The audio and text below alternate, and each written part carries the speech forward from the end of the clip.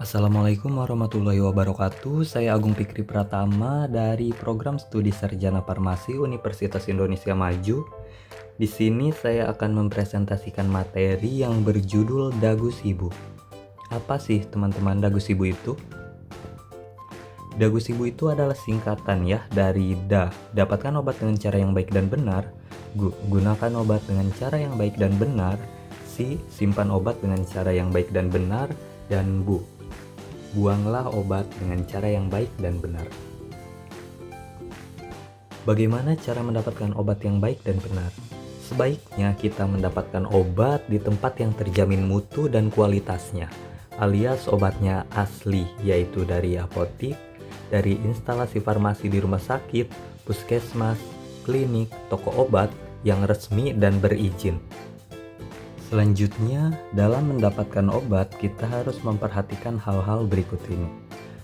Yang pertama, perhatikan penggolongan dari obat. Selanjutnya, perhatikan informasi dari obat yang tercantum pada brosur dan kemasan. Selanjutnya, perhatikan tanggal kadaluarsa pada kemasan obat. Dan tebuslah resep dokter di apotik yang telah memiliki legalitas atau izin atau resmi.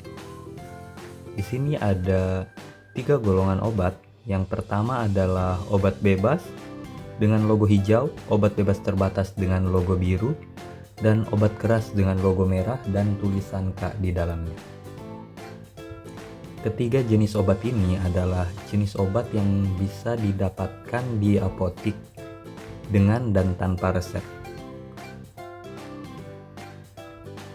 Selanjutnya mengenai gunakan obat dengan baik dan benar.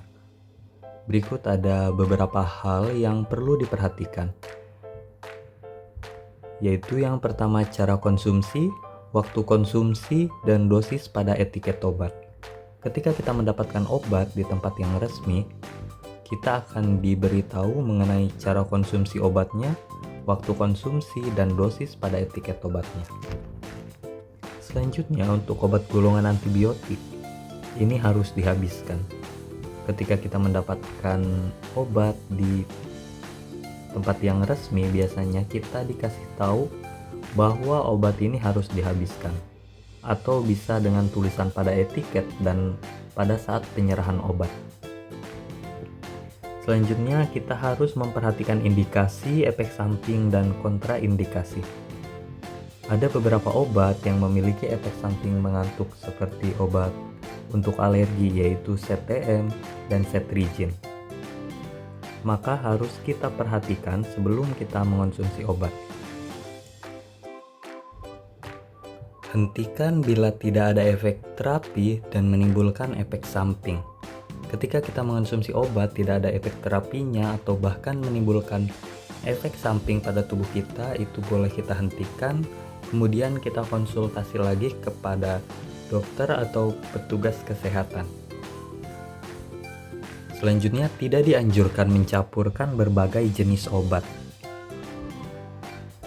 Selanjutnya, jangan melepas etiket obat yang sudah diberi dari fasilitas kesehatan. Selanjutnya, sebelum mengonsumsi obat juga kita harus melihat tanggal kadaluarsa dan fisik obat. Ketika obat sudah melewati tanggal kadaluarsa dan atau fisik obat yang tadinya awalnya berwarna putih berubah menjadi kekuningan atau kehitaman, itu tidak boleh kita konsumsi. Selanjutnya, jangan menggunakan obat orang lain meskipun gejalanya sama. Karena terkadang setiap orang memiliki dosis yang berbeda-beda dan juga kecocokan obat yang berbeda-beda. Sebelum menggunakan obat harus ditanyakan pada apoteker atau petugas kesehatan lain seperti dokter. Selanjutnya, materi mengenai simpan obat. Simpan sesuai petunjuk pada kemasan obat. Jauhkan dari jangkauan anak-anak dan simpan obat dalam kemasan asli. Jauhkan obat dari cahaya matahari langsung dan simpan obat di tempat yang sejuk dan tidak lembab. Jangan tinggalkan obat di dalam mobil terlalu lama karena suhu yang tidak stabil dapat merusak sediaan obat. Selanjutnya, selalu periksa tanggal expire date atau kadaluarsa dan kondisi obat. Selanjutnya, cara membuang obat yang baik dan benar. Yang pertama, harus pastikan obat telah rusak atau expire atau kadaluarsa atau berubah warna dan obat tersebut sudah tidak diperlukan lagi. Untuk obat kapsul dan tablet, hancurkan obat terlebih dahulu. Untuk sediaan cair seperti suspensi dan sirup, obat diencerkan terlebih dahulu dengan air atau dapat ditambahkan pasir dan tanah kemudian dibuang bersamaan dengan sampah yang lain. Sebelum membuang obat, terlebih dahulu lepaskan etiket dan tutup botol obat, kemudian botol dapat dihancurkan agar wadah tidak disalahgunakan. Untuk obat-obatan jenis antibiotik ini tidak boleh dibuang sembarangan, yaitu harus menghilangkan label yang ada pada wadah kemasan, kemudian buang obat antibiotik bersamaan dengan kemasan. Sekian pemaparan materi dari saya. Jika ada hal yang ingin dipertanyakan, silahkan tulis di kolom komentar. Kurang dan lebihnya mohon maaf. Wassalamualaikum warahmatullahi wabarakatuh.